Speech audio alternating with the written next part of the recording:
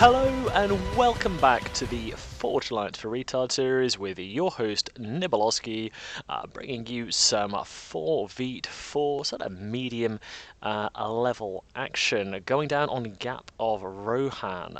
Sorry, it has been quite some time since my last cast.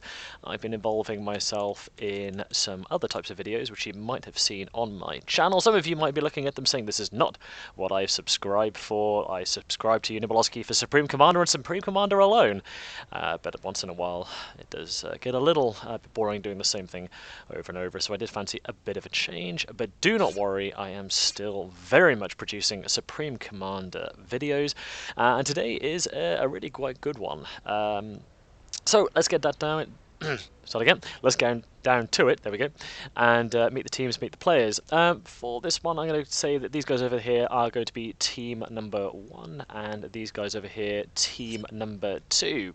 So we join our first player over on team 1, the Pirate Lord of the Gap of Rohan. Decided to go UEF first land, and a lovely suitable, I believe that's a blue colour, yes indeed, very UEF of him. Just below him, his first teammate is Booty, 8787. I don't know whether that was because he was born in 87 or he just likes 87 booties, I'm not entirely sure, but still, he has gone Cybran in a rather horrible orange colour, and he has gone first air.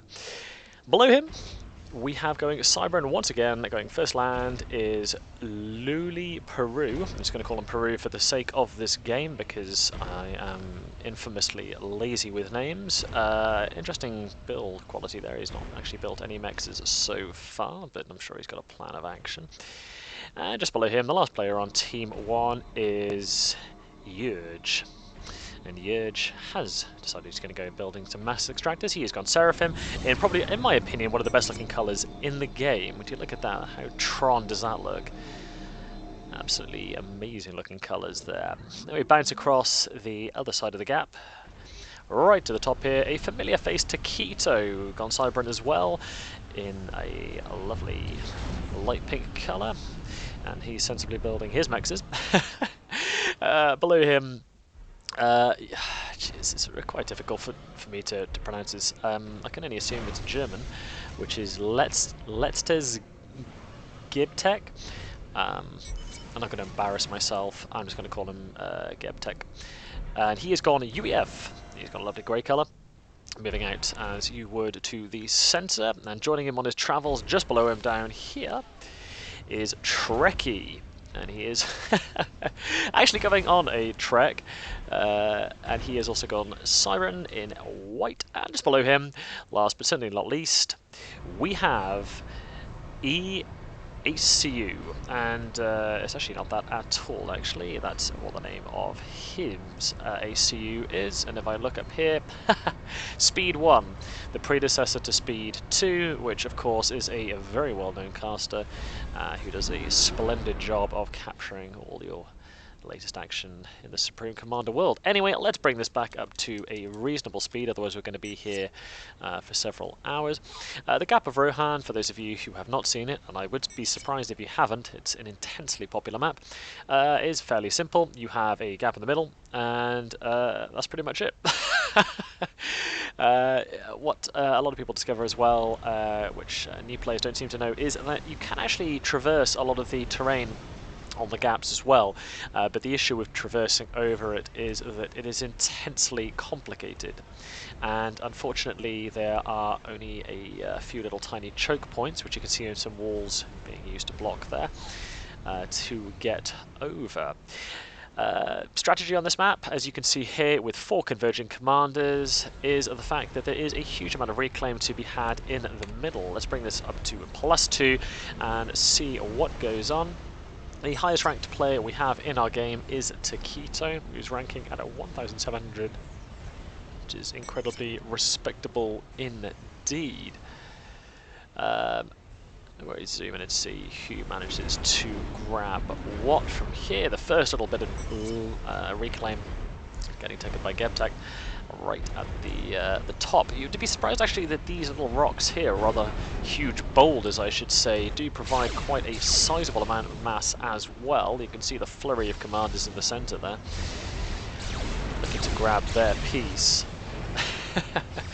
You know, all the times I've seen that blapping ray gun coming from commanders dates back all the way, of course, to Total Annihilation, this game's spiritual predecessor. I remember 8-year-old Nibelosky playing that game with his brother and losing pretty hard, actually. Yes, but I'd like to think I could probably beat him these days. But in any case, the Reclaim certainly packed up and gone into the ACU and the economies. That is the end of the little skirmish in the centre. This will sort of speed things along. We do have Pirate Lord with a little run by up here, actually, with a cheeky striker taking the mass extractor of Taquito. Taquito at the moment sending his ACU, I think, to deal with the striker. He actually doesn't have a great deal. He's got his Mantis coming out at the moment, but of course they typically play an air player. We also have Uraj at the bottom here going through to the centre, so fairly aggressive sort of little strategies over here by Team 1, filtering over the gaps as well. Speed 1 has got an incoming of a few THAMs. I think it's just THAMs he's got to worry about, and I can't seem to see it. It's a Salam as well. My monitor is one of these giant 30-inch monstrosities, so unfortunately, because I've got to tone this down to 1920 by 1080, things can look a little bit blurry, so the unit symbols are a little difficult for me to see, so if I do make mistakes, you certainly will know why. An upgrade going on Speed 1's commander there. I don't know what he's going to go for. What are you having done? Of course he hasn't completed yet. That's the left arm, so I believe it's been a while. I've been playing too much Evolve. That should be the Tech 2 suite. There. As far as presence goes, it certainly looks as if at the moment Uraj at the bottom here is by far the most aggressive, actually sending quite a lot of bombing strikes out as well as these THAMs. He's actually done a fair, respectable bit of damage. Those bombers going to take out the entire power core of the base. That's going to send poor Speed 1, maybe you can talk to Speed 2 about economizing. He's taken a pretty big hit there, and in for the second round, power punch straight into the power block of his base. Of course, I will remind everybody who is watching that it's all very well looking at this and saying, well, how come you didn't see it coming? But when you look at people's views, it is actually fairly tricky without scouting units to see what on earth's happening on the map. Actually, Uraj is maintaining a fairly aggressive stance, a continual barrage of units, and unfortunately, due to his economy issues, Speed 1 looking as if he's in not a bit of trouble, but he does look as if he's going to be uncomfortable, certainly within the next 5 minutes, having to restore his economy. He's using mass extractors on his peripheral next to his base. As far as economy goes, looking over at the scoreboard, it's always very difficult for me to say. Looking at Guile's videos recently, he does have a far fancier scoreboard, but if I'm honest, I'm not really sure which modification he uses to see all of the detail up here. I'm still stuck with this rather linear sort of scoreboard up here, which tells me just about as much as I need to know. But Gebek at the top here, racking up 77 mass per tick. And he's actually fairly far in the lead as well in terms of score. He seems to be economizing pretty hard at the moment. Flying Eyes just continually being pumped out by Trekkie. Boldly going, but no Flying Eyes has gone before. But actually, funnily enough, that's all they're doing, is being sent to their death. Captain Picard would not be impressed by that selfish approach to flying spaceships into oblivion over the canyon.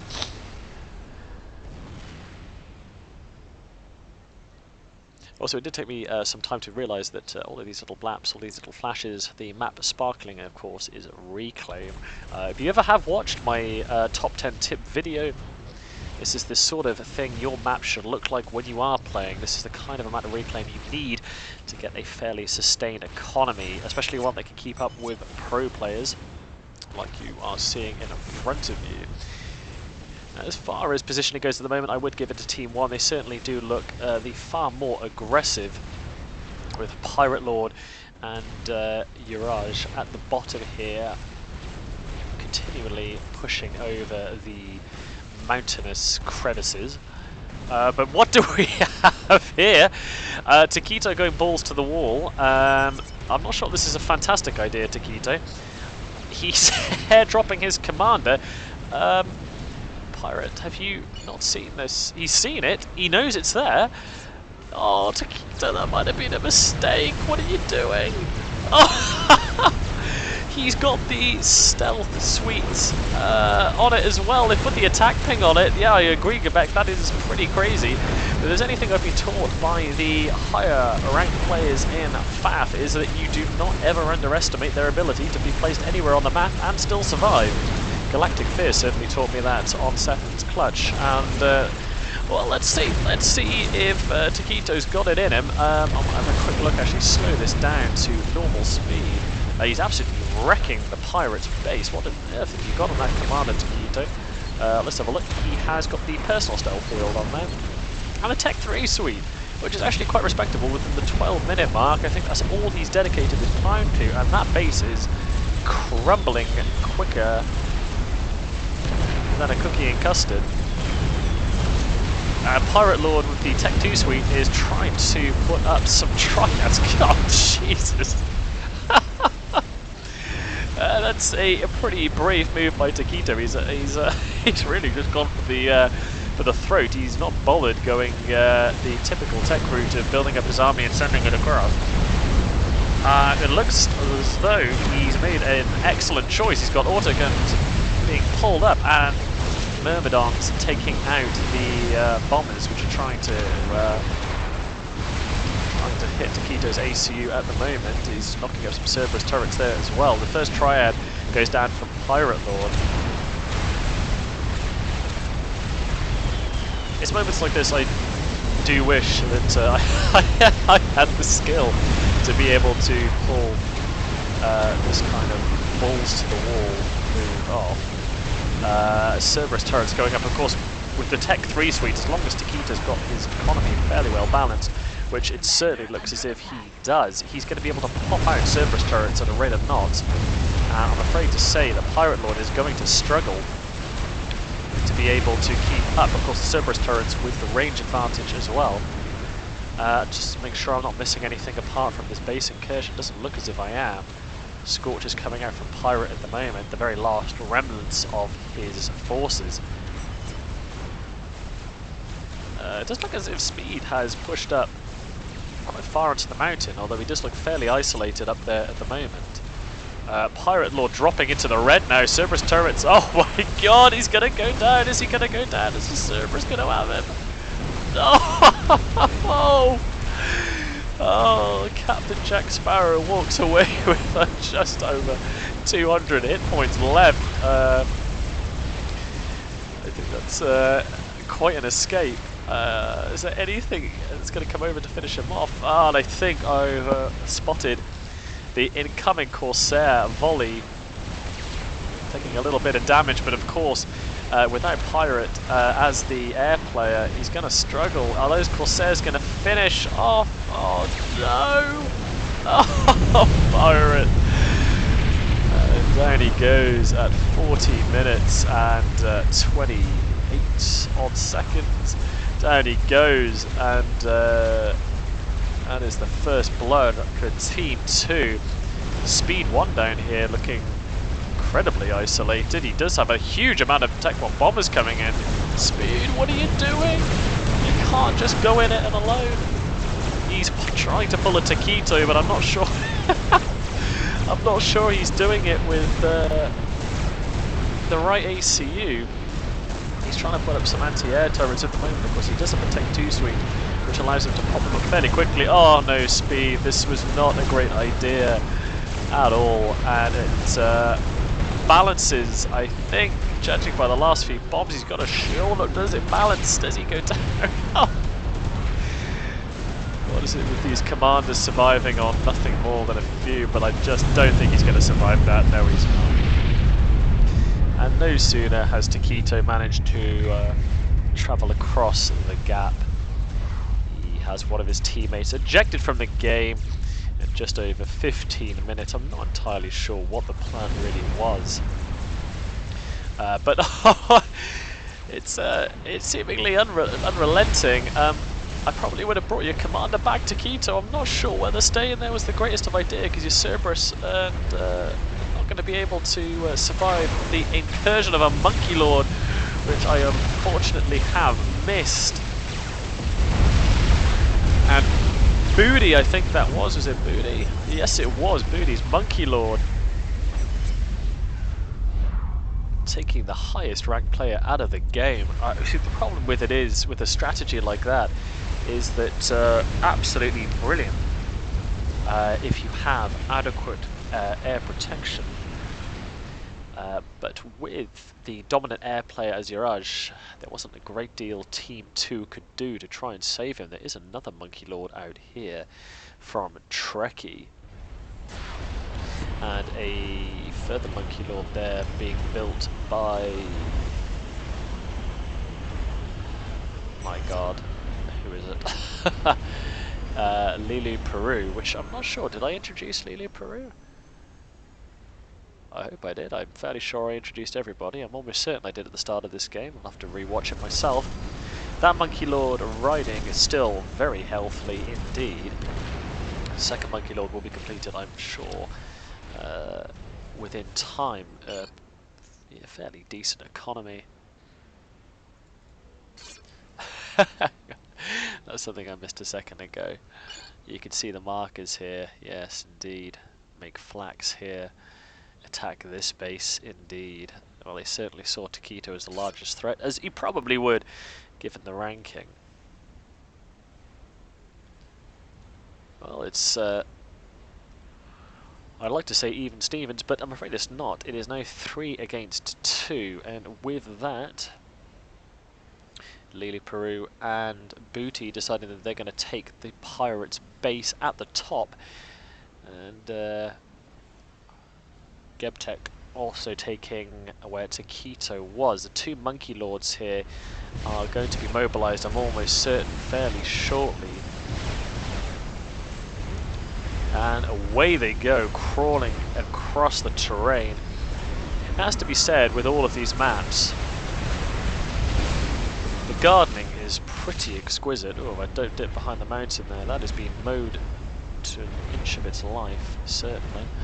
There goes the Monkey Lord. Have they spotted the threat across the way? Gebtek, yes, they certainly have. They do know that his 2 Monkey Lords are coming. He does have one in reserve, and they do have another one riding on about 24,000 points. Is that going to be ready in time, though? This is going to be an incredibly tight line of defence. There's not a great deal to stop these 2 Monkey Lords rolling in either. And it does look as though Team 2 are reeling a little bit. I'm fairly sure if Speed had put more time into air rather than coming across, Taquito, sorry, would have still been in the game.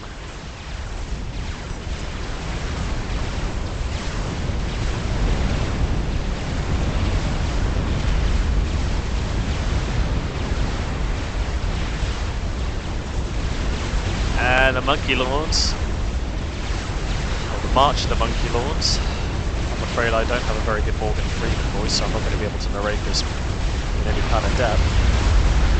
Really pushing in to the heart of Trekkie's base. Quite cleverly, Trekkie bringing his Monkey Lord up via the... oh goodness. There we go. The northern part. Does that second Monkey Lord, is that up? It doesn't look as if it's deployed. All of the build capacity around it has gone down. It is so ridiculously close to finishing. The first Monkey Lord engaging and will be able to take that down, but it doesn't look as if it's going to be able to take the second one down. Is he going to be able to get this one up? He's taking bombing runs at the moment. And Booty managing to slap around Trekkie's second monkey, not being able to get up. I'm surprised he's not pulled it up here actually, because that's still a looming threat. He's taking a bit of Ravager fire up here from Gebtek. And I wouldn't really recommend sending anything in apart from an experimental at the moment. Goodness me, the entire base is going to go down. It looks as if, unless he does, oh, he's bringing his commander down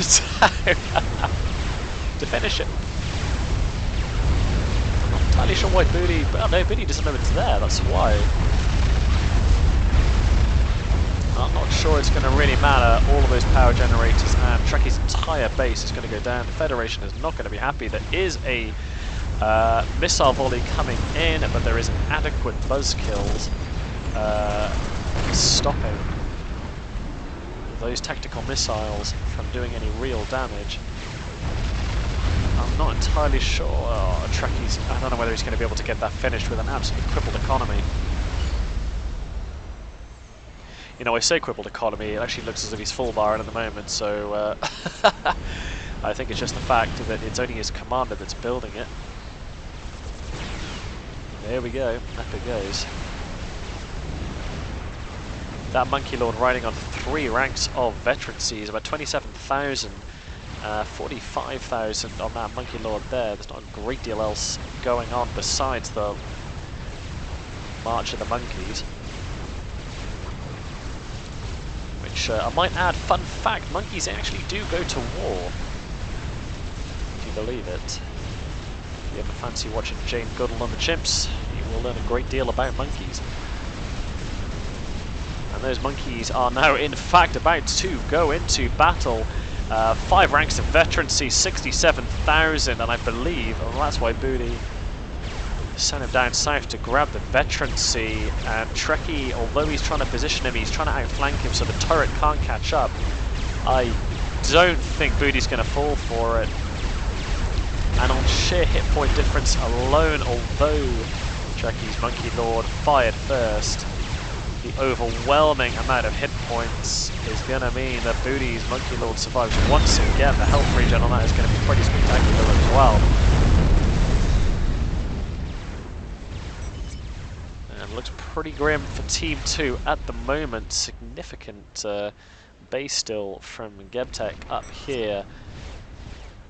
But unfortunately it does look as though Team 2 is on its knees, about to be taken out of the game. Speed things up slightly.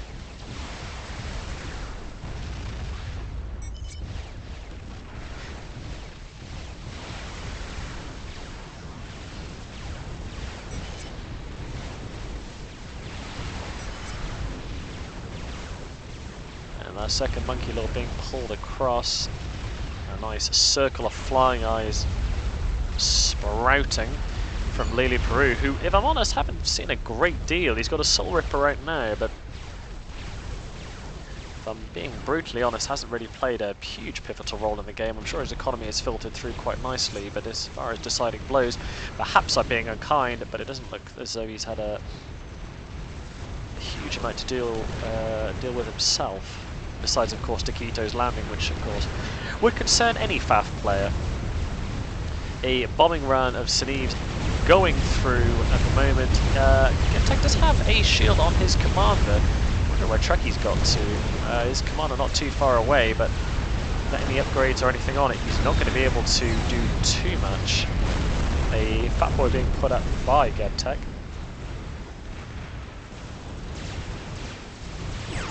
And the Soul Ripper coming down from the north. You've got some Titans down here, and a strategic bombing run means that Trekkie is out of the game. I'm sorry I missed where those are coming from, just too much action to keep track of.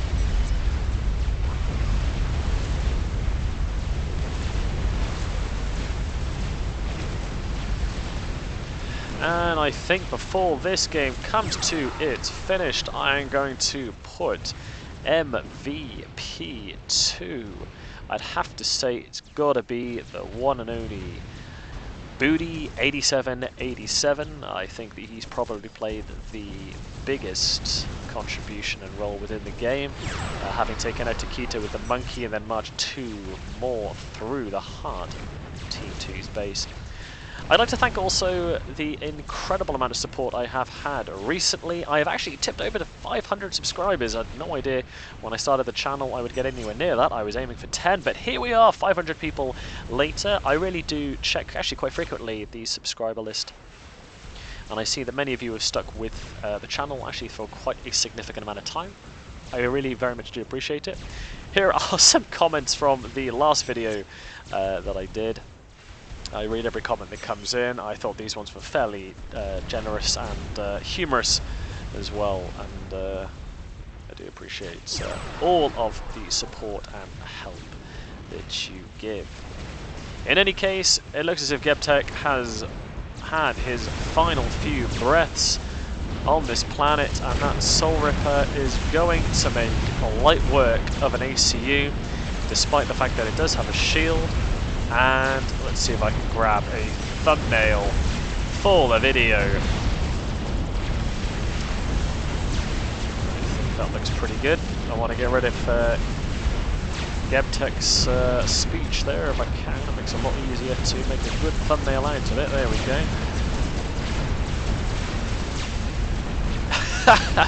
An assistance ping going down on that ACU. I'm just going to speed this up slightly as that Soul Ripper is taking a while. I've just found out why. It's -2. I was thinking he's taking a long time to get through that shielding. Down he goes. Team 2's final player taken out of the game. What an absolutely cracking replay. Very much enjoyed it. I hope you did as well. So that is it for now. If you enjoyed the video, of course, like and subscribe, and I will see you next time.